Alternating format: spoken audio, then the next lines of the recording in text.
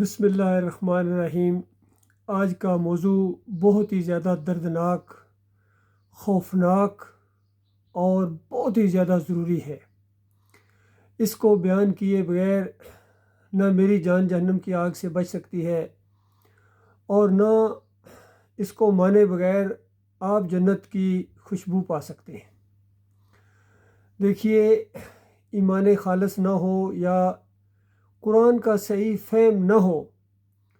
تو پھر انسان اس طرح بھٹکتا ہے، اس طرح قرآن کی تشریح کرتا ہے اپنے دماغ کے مطابق کہ عقل حیران رہ جاتی ہے کہ اس عالم دین کو کیا ہو گیا ہے۔ بڑے بڑے بزرگ، بڑے بڑے عالم دین پھر قرآن کی وہ تشریح کرتے ہیں کہ آج جو پوری دنیا میں یہ کافر مشرک دین اسلام کا مذاق اڑا رہے ہیں، اس کے ذمہ دار یہ حضرات ہیں۔ اس کی چند مثالیں میں آپ کے سامنے پیش کروں گا، جن کو دنیا بڑا بزرگ مانتی ہے اور بڑا موحد مانتی ہے اور بڑا عالم دین مانتی ہے، لیکن انہوں نے قرآن کا کس طرح مذاق اڑایا ہے۔ پہلی مثال کتاب التوحید عبد الوہاب نجدی صاحب نے لکھی ہے، اور اس کے اندر یہ لکھتے ہیں کہ سب سے پہلا شرک جو کیا ہے وہ آدم علیہ السلام نے کیا ہے، اور پھر ایک جھوٹی روایت بیان کرتے ہیں کہ دیکھو آدم علیہ السلام کی اولاد نہیں بچتی تھی، مر جاتی تھی پیدا ہوتے ہی، اور ہر دفعہ شیطان ابلیس آ کے ان کو یہ کہتا تھا کہ میں وہی ہوں جس نے تم دونوں کو جنت سے نکلوایا تھا،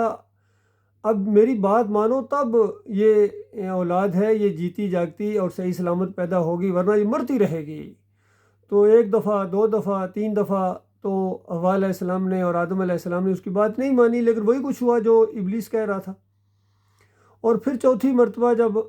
یہ معاملہ آیا ولادت کا، تو ابلیس نے کہا کہ اس کے بعد اگر میری بات نہ مانی تو وہ جو بچہ پیدا ہوگا وہ اس طرح سینگوں والا ہوگا اور ماں کا پیٹ چیر کر آئے گا، اور اس طرح ہوگا اور اس طرح ہوگا۔ پھر دونوں میاں بیوی نے بچے کی محبت کی وجہ سے ابلیس کی بات مان لی، اور پھر بچے کا نام اس کے کہنے کے مطابق عبد الحارث رکھا۔ حارث شیطان کا ایک دوسرا نام ہے اس جھوٹی روایت کے مطابق۔ تو آپ غور فرمائیے، عبد الوہاب نجدی صاحب کہتے ہیں کہ ہاں یہاں ابلیس کی بات مانی تو ہے، لیکن عبادت نہیں کی ہے، صرف اطاعت،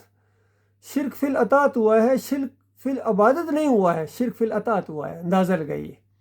بھائی، اطاعت کی اور بات کیا کی؟ بچے کا نام حارث کا بندہ، شیطان کا بندہ رکھ دیا، تو بتاؤ اور شرک کیا ہوتا ہے؟ تو اس طرح انہوں نے ایک جھوٹی روایت کے اوپر اعتماد کر کے قرآن کی ان آیات کا مذاق اڑایا، جس میں اللہ تعالیٰ نے احساس دلایا مشرکین مکہ کو کہ دیکھو تم ایک انسان آدم کی اولاد ہو، اور پھر اس کے بعد آگے وہ بیان کیا اللہ تعالیٰ نے کہ انسان ہو تم یہ کیا کر رہے ہو کہ جب میاں بیوی کچھ امید میں ہوتے ہیں اور پھر اللہ سے وعدہ کرتے ہیں، دعائیں بھی کرتے ہیں، فریادیں کرتے ہیں کہ اگر تو نے جیتا جاگتا بچہ ہمیں دے دیا تو ہم تیری شکر گزاری کریں گے، اور جب اللہ ان کو جیتا جاتا بچہ دے دیتا ہے تو پھر شرک کرنا شروع ہو جاتے ہیں۔ اس واقعے کو انہوں نے آدم علیہ السلام کی طرف پھیر دیا کہ یہ بات اصل میں آدم علیہ السلام نے کی تھی۔ تو اندازہ لگے کس طرح یہ وہابی ٹائپ مشہور ہے کہ یہ شرک کے دشمن تھے، لیکن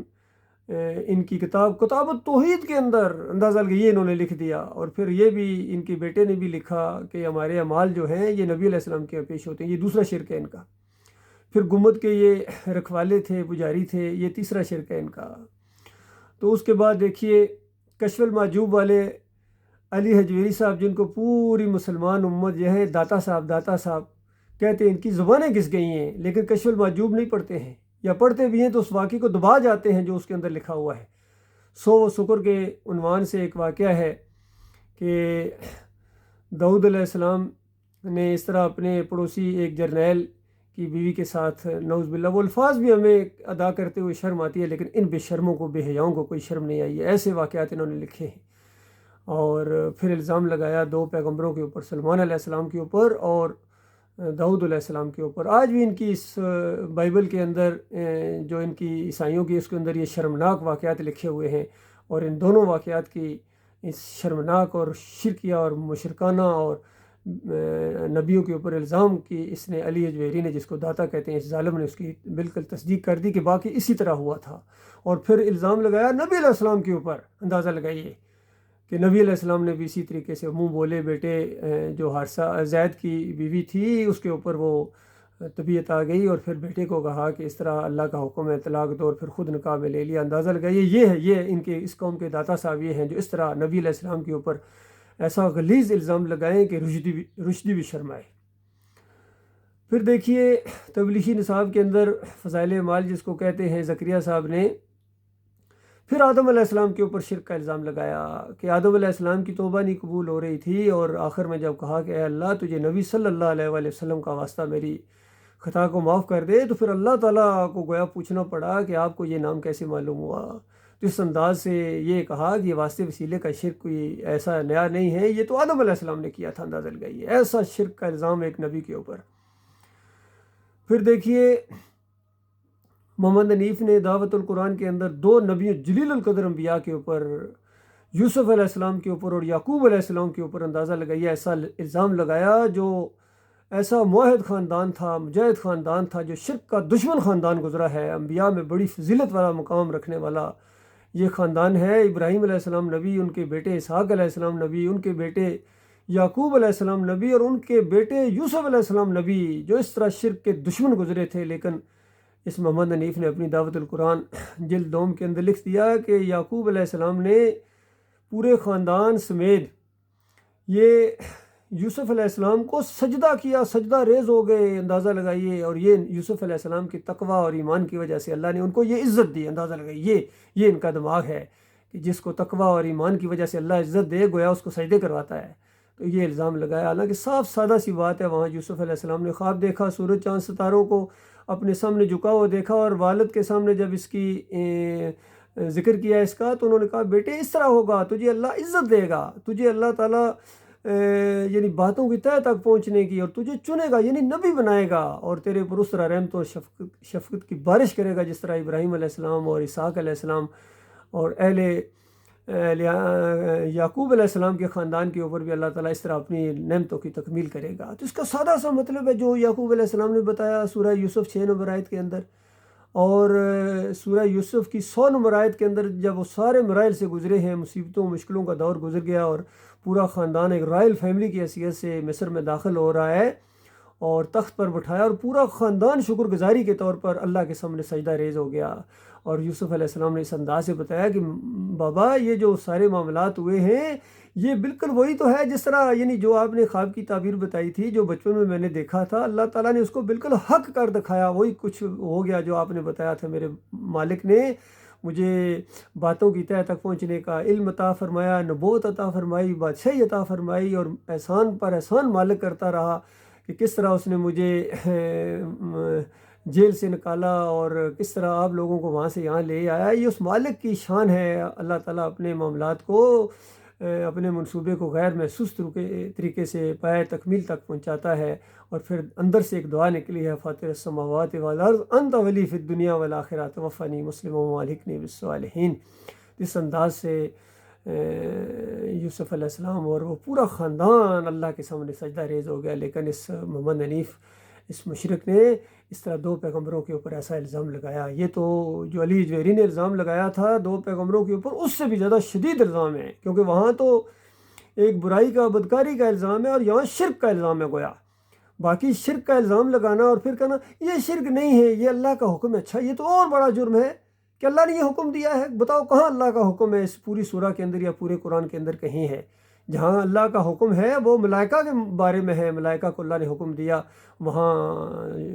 آدم علیہ السلام کے سامنے جھکو، تو وہاں تو پوری طرح 7 دفعہ وہ قرآن میں آ گیا اس انداز سے، اور وہاں وہ ایک مختلف معاملہ ہے، مختلف ماحول ہے، ابلیس کا اندر باہر لانا ہے، اور فرشتے تو اللہ کی وہ مخلوق ہے جو اللہ کی نافرمانی کرتے ہی نہیں، اور جب اللہ کا حکم آ جائے تو وہ شرک نہیں ہوتا ہے۔ اور اس چیز کو یہاں آ کے پیش کرنا جس طرح وہاں حکم ہے اس طرح یہاں بھی حکم ہے، تو یہاں حکم دکھاؤ نا، یا حکم نہیں دکھا سکتے ہو؟ ہاں، محمد حنیف کا ضرور حکم تھا، پوری جماعت کو اس نے حکم دیا اللہ کی کتاب کا انکار کرنے کا، اور پوری جماعت نے اللہ کی بات کو پیچھے کر کے اپنے امیر کا حکم مانا ہے۔ تو یہ اس طرح کا حکم ماننا یہ شرک ہوتا ہے، یہ اپنے امیر کو رب بنانا ہوتا ہے۔ یہی کچھ کیا تھا پچھلی قوموں نے، اپنے علماء اور مشائخ کو باتوں کو اللہ کی کتاب کے مقابلے میں مانتے تھے۔ حالانکہ اس واقعے کی صحیح تفسیریں بھی موجود ہیں، امام بخاری جس انداز سے واقعہ لائے ہیں اس میں سجدے کا ذکر ہی نہیں کیا انہوں نے، اور پوری طرح خوابوں کی تعبیر کا باب باندھ کے 6 نمبر آیت لائے ہیں، اور 100 نمبر آیت کا وہ پہلا حصہ چھوڑ دیا، اور 100 نمبر آیت وہاں سے لائے ہیں جہاں یوسف علیہ السلام اس کی تشریح بتا رہے ہیں جو یعقوب علیہ السلام نے بتائی تھی، اور پھر 101 نمبر آیت کے اندر وہ ان کی دعا بھی اور سارا اس طریقے سے لائے ہیں۔ پھر اس دور کے موحد عالم دین نے جس نے توحید کی دعوت اٹھائی، اللہ کے بندے ڈاکٹر مسعود الدین عثمانی رحمۃ اللہ علیہ نے، اس نے تو کھول کھول کے اس مسئلے کو بیان کیا ہے، ہر اینگل سے بیان کیا ہے کہ یہ پورا خاندان ہے، یہ ان نعمتوں اور برکتوں کی وجہ سے جھکا ہے اللہ کے سامنے، یہ شکر گزاری کا سجدہ تھا۔ پھر فتویٰ لگایا کہ جن کا ایمان عقیدہ خراب ہوتا ہے وہ اس طرح تفسیر کرتے ہیں کہ یوسف علیہ السلام کو سجدہ ہوا، کیونکہ اپنے مریدوں سے پجوانا چاہتے ہیں، اپنے آپ کو اس راستے کو کھولنا چاہتے ہیں، اس دروازے کو کھول کے پھر اپنی بندگی گویا کروانا چاہتے ہیں۔ اس وجہ سے یہ جتنے مفسر گزرے ہیں جنہوں نے یوسف علیہ السلام کو سجدہ مانا ہے ان کا ایمان خراب تھا۔ اور پھر جب دوسروں نے تھوڑا سا آگے سے مزید سوال کرنے کی کوشش کی، وہ جو 4 نمبر آیت میں وہ جو خواب اور لی ساجدین، تو ڈاکٹر صاحب نے کہا کہ نہیں حضرت نہیں، سنو، وہاں اور بھی تو خواب تھے، وہاں اس خواب کو جو سر پر روٹیاں رکھی ہوئی ہیں اور پرندے کھا رہے ہیں تو اس کی تعبیر بتائے گی سولی لٹکایا جائے گا، اور پھر موٹی 7 گائے ہیں جن کو دبلی گائیں کھائے جا رہی ہیں، تو وہاں گائے وغیرہ نہیں کھا رہی ہے، اس کا مطلب یہ ہے موٹی گائیں اور ہریالی کا مطلب ہے خوب وہاں بارشیں ہوں گی اور خوب وہاں سبزے اگیں گے، اور سوکھی بالیوں کا اور دبلی گایوں کا مطلب یہ ہے کہ خشک سالی پڑے گی، قید پڑے گا، یہ اس کی تعبیر ہوتی ہے۔ تو یہاں بھی خواب کا وہ انداز ہے، اس کی تعبیر ہے۔ اسی طرح نبی علیہ السلام کتنی خوابوں کی تعبیر بتائی ہے، صحابہ خواب دیکھا کرتے تھے، خود نبی علیہ السلام دیکھتے تھے خواب اور پھر اس کی تعبیر بتاتے تھے۔ یہ سادہ سی بات ہے وہاں، لیکن جن کے دماغوں کے اندر شرک ہو، جن کے دلوں میں مرض ہو شرک کا، کفر کا، وہ اس طرح اللہ کی کتاب کا انکار کرتے ہیں۔ پھر دیکھیے علی انجینئر صاحب ہیں، کہتے ہیں جنت میں اللہ تعالیٰ ہمیں چھوٹے چھوٹے اللہ بنا دے گا۔ غور کیجیے ذرا، یہ اسکالر ہیں، آج کی ماڈرن اسکالر ہیں، کہتے ہیں ہمیں چھوٹے چھوٹے اللہ منی گاڈ بنا دے گا۔ کیوں جی؟ کہتے ہیں کہ وہ دیکھیں اللہ تعالیٰ بھی ہمیشہ رہے گا تو جنت میں ہم بھی ہمیشہ رہیں گے، اور اللہ تعالیٰ جو چاہتا ہے ہو جاتا ہے، جنت میں ہم جو چاہیں گے وہ ہو جایا کرے گا، تو چھوٹے چھوٹے اللہ بن گئے نا۔ اس طرح اس کے دماغ کے اندر آئی ہے، یہ خرابی آئی ہے اس کو اللہ بننے کا شوق۔ حالانکہ جنت میں جو کچھ ہوگا وہ اللہ کرے گا،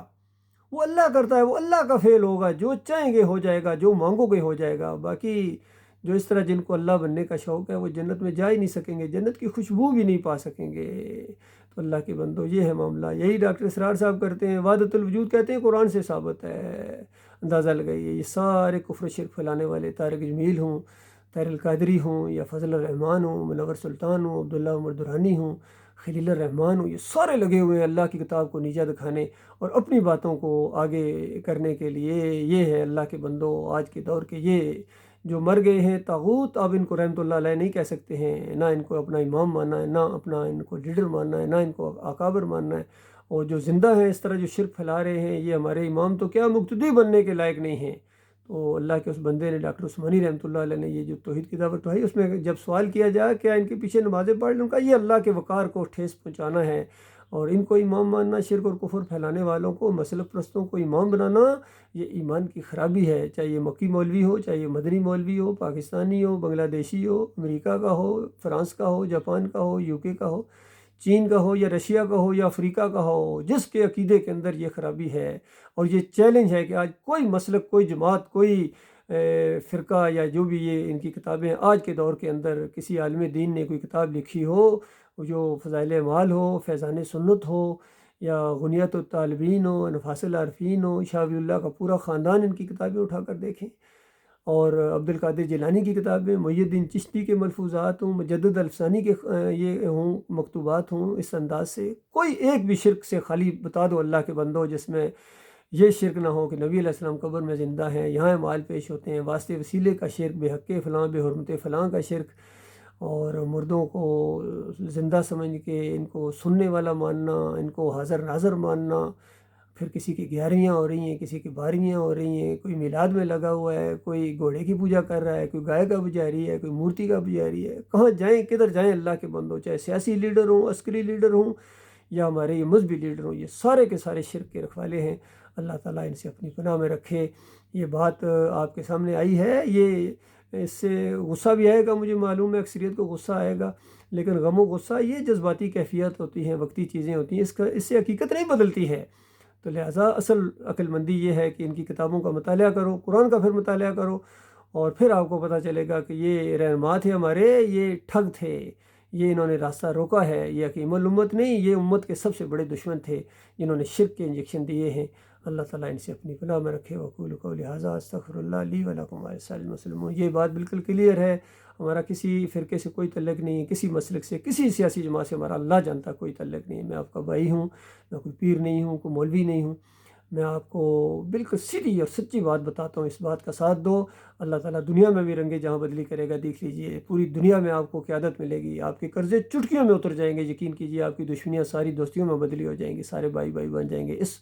نسخے کے اوپر، اس کے فارمولے کے اوپر اگر عمل کر دیا جائے کہ یہ جو کلمہ ہے یہ دل کی گہرائی سے پڑھا جائے، لا الہ الا اللہ محمد رسول اللہ، اللہ کے علاوہ کوئی معبود نہیں، کوئی داتا دستگیر مشکل کشا حاجت روا نہیں ہے۔